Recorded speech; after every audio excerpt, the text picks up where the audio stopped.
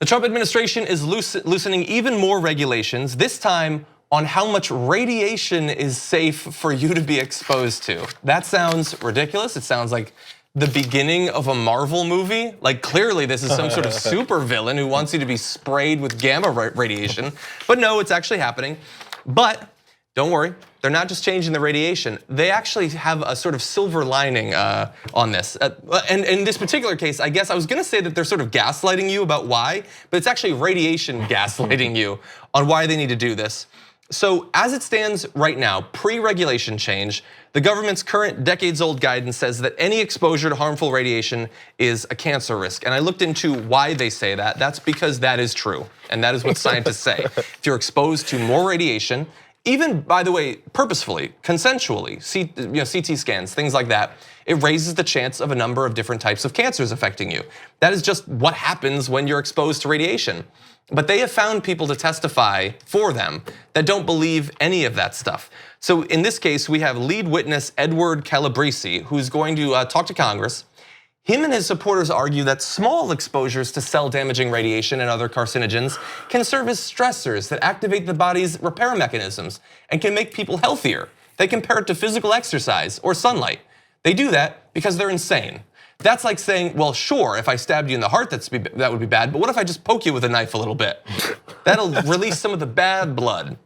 No, but I'm joking. This is actually what they're saying. It'll get you fired up. Again, no, you have to turn off your common sense sensors to point out the things that they're now openly saying to folks now. You know when you go to the dentist, I know we just talked about dentists, and they do some x-rays, you know what they throw across your whole chest and almost your face? This really big, heavy flak jacket feeling thing, and you're like, ugh, Jesus, this is heavy. Because there's this thing called radiation that they're pumping into the room, and they wanna make sure they protect you as much as possible. So if this is so true, have they gone to all the dentist offices around the country yet and been like, you know what, you guys, you don't have to purchase any more of those big, heavy radiation jackets. Just leave them to the side. Because you can tell your dental patients, hey, if you get some good radiation on your teeth, those cavities are just gonna seal up on their own. Because that's your superpower now. Exactly. Look, it's ridiculous, it's insulting.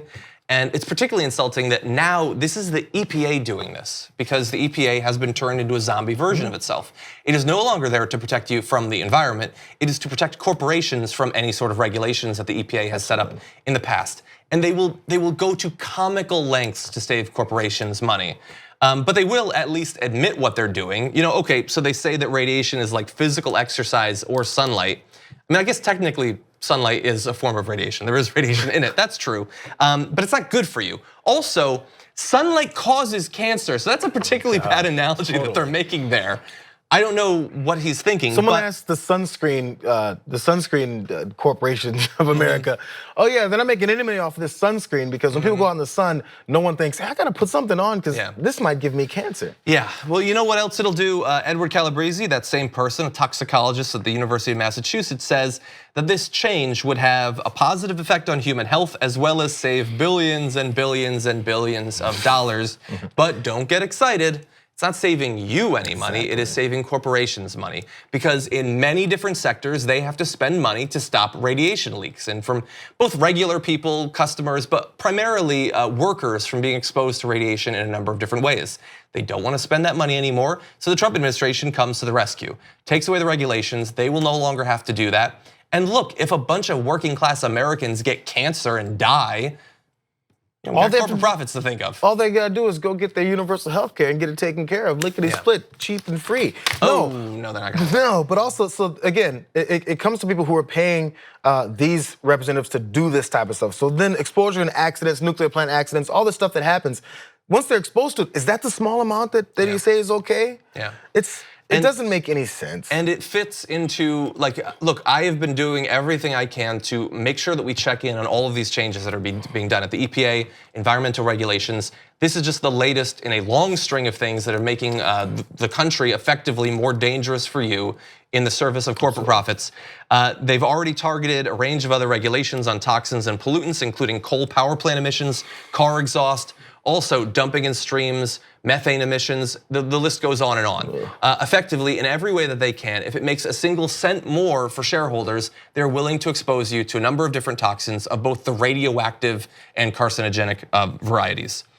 By the way, I don't even know why I'm going to say this. It's not necessary. But what he's saying about radiation, of course, is not true. The National Council on Radiation Protection and Measurements conducted a review of 29 different public health studies on cancer rates among people exposed to exactly the sort of low-dose radiation that he is advocating for. 20 of the 29 studies directly support the principle that even low-dose exposures cause a significant increase in cancer rates. None supported the theory that there is some safe threshold for radiation.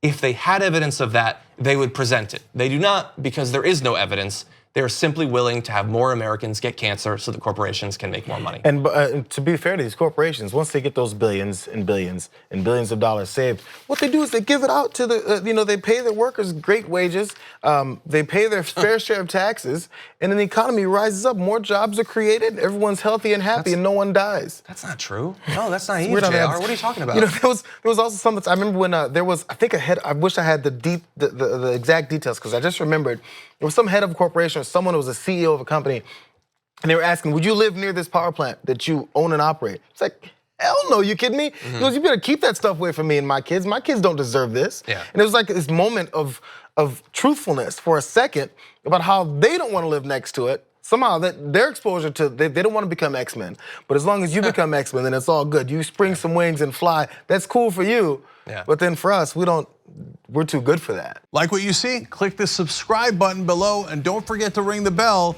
to never miss another video from the Young Turks.